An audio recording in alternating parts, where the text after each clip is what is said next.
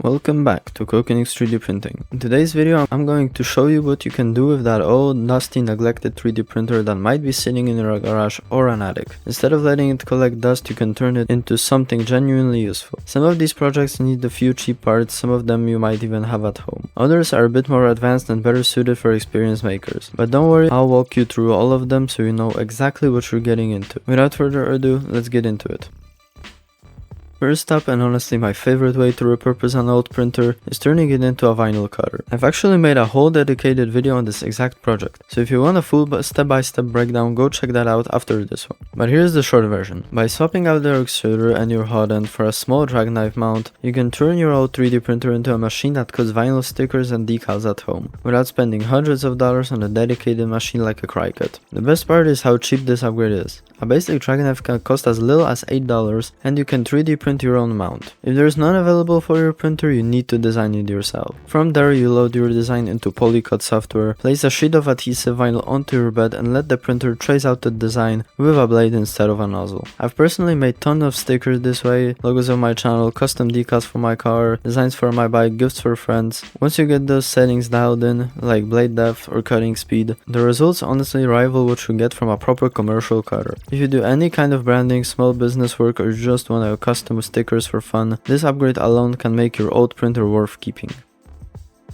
The second method is turning your printer into a pen plotter, and it's actually very similar to the vinyl cutter conversion. In fact, you can use the same software you used for cutting vinyl. The difference is approach. Instead of mounting a drag knife, you simply attach a standard pen of fine liner marker to your tool head using a basic Klipper 3D printed holder. Instead of cutting material, the printer now draws with the pen directly onto paper. This might sound simple, but it opens up a surprising amount of practical uses. You can draw precise technical blueprints, schematics with perfectly straight lines and clean curves. You can automate signing a large batch of documents if you use a pen that closely matches your signature, handy if you never need to sign dozens of forms, prints, or certificates. And of course you can use it purely for art. Geometric line drawings, portrait from vectorized images, or even handwriting style fonts for invitation and cards. Because the mechanics are basically identical to vinyl cutter, this is one of the cheapest and easiest upgrades on the list. If you already did the drag knife conversion, adding a pen plotter capability is almost a 5-minute job.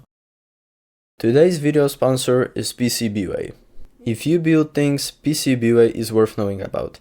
They do PCB fabrication, CNC machining, 3D printing, and sheet metal all under one roof, with fast turnaround time and competitive pricing.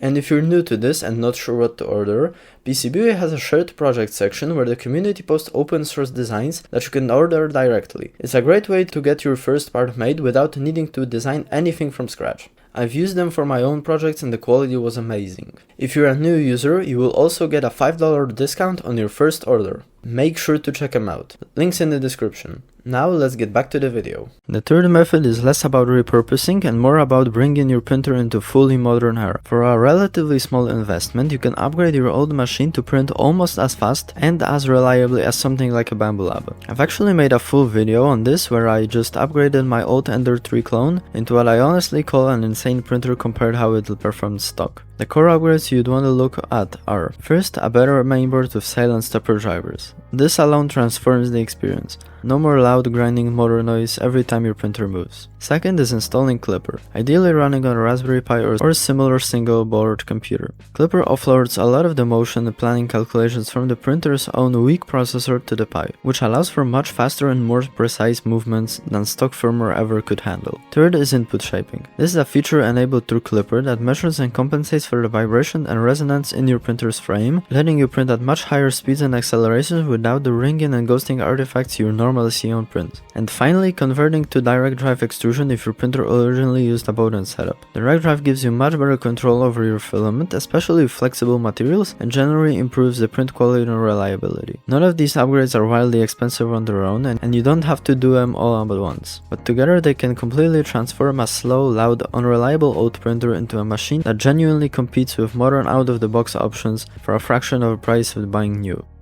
The fourth method is more dangerous and a bit more expensive, but still surprisingly easy to set up and honestly one of the most useful conversions on this list. You can turn your old 3D printer into a laser cutter and engraver. The process is simple in concept. You mount a laser module in place of your extruder using either the stock tool head or a custom bracket. Depending on the power of the laser you choose, you can engrave a huge range of materials: fabric, wood, leather, painted metal, coated plastics and more. With a strong enough laser, typically in the higher wattage dial range, you can move beyond engraving and actually cut through trinity materials like plywood, cardboard, acrylic and fabric. This is genuinely one of the most versatile upgrades for any home workshop or makerspace. You can create custom engraved gifts, cut out stencils, make detailed wooden signs, or even produce small production runs out of parts for other projects. That said, I do need to stress the safety side on this. Lasers are powerful enough to cut and engrave, can cause serious eye damage and fire hazards if used carelessly. Always use proper safety glasses rated for a specific laser wavelength, never leave the machine unattended while it's running, keep a fire extinguisher nearby, and make sure you have adequate ventilation or fume extractor, since burning many materials releases harmful smokes and fumes. If you take those precautions seriously, this conversion can add an enormous amount of capability to your setup.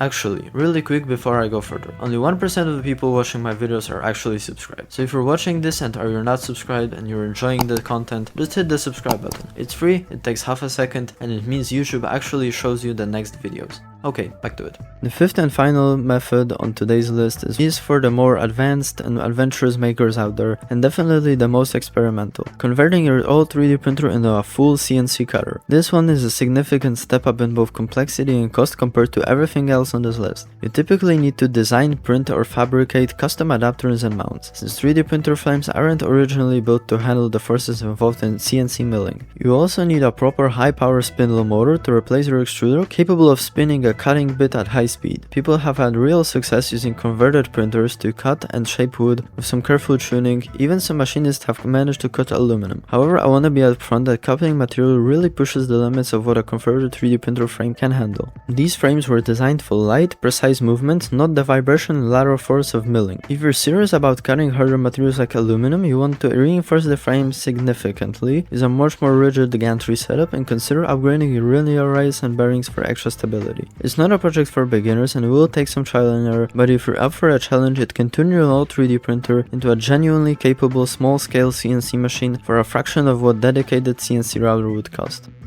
And that wraps up today's 5 ways to repurpose your old 3D printer. Whether you go for something quick and cheap like a vinyl cutter or a pen plotter, invest a bit more into a full motor machine, or take on something more advanced like a laser cutter and CNC conversion, there is really no reason to let an old printer just sit there gathering dust.